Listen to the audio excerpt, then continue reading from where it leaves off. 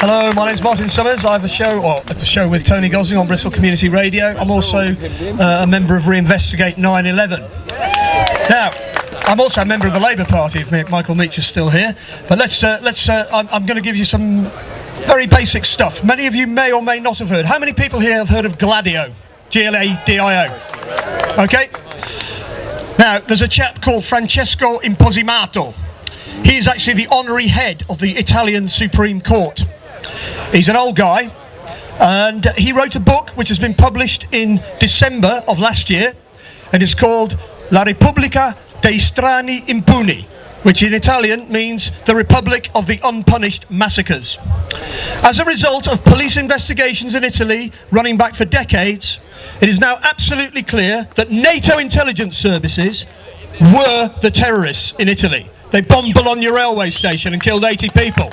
They bombed Piazza Fontana in 1969 and killed 9 people. They were involved in the kidnap and assassination of Aldo Moro, the Prime Minister, and Imposimato was the investigating judge in that case. He was also the investigating judge in the case of the assassination of the Pope, which, some of you are old enough to remember, was carried out by a grey wolf right-wing terrorist from Turkey. Strange that, eh?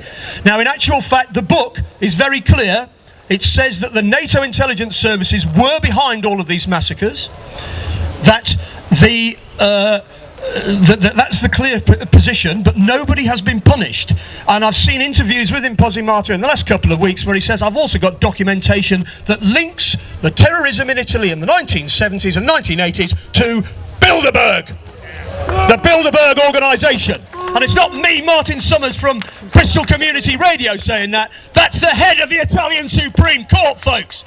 Now, I spoke to the police officers earlier when I arrived, to the inspector in charge of our little business here. And I think we've actually had quite a good relationship with the police today, and that's the way we want to keep it. Because we want to put these people behind bars. And that's what we're here for.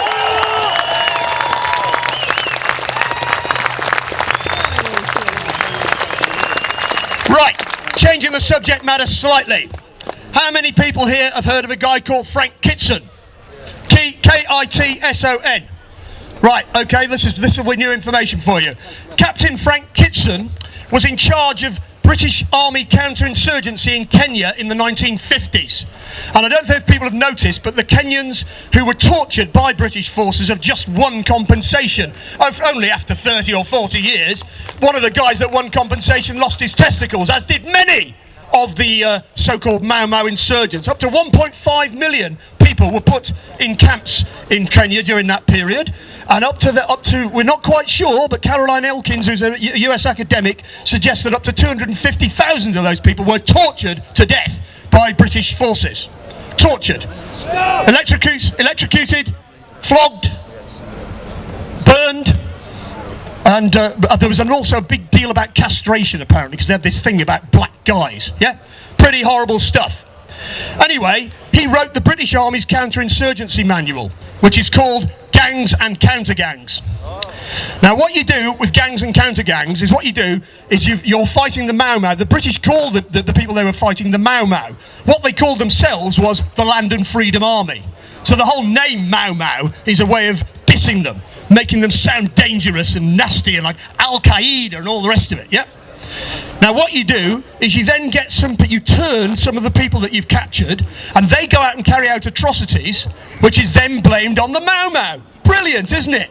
It's been NATO counterinsurgency strategy ever since the 1950s.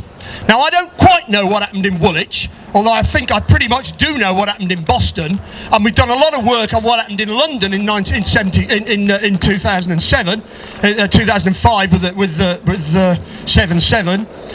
Frankly, the idea that NATO intelligence services are involved in terrorism is not conspiracy theory, it's historical fact. And that's all there is to it.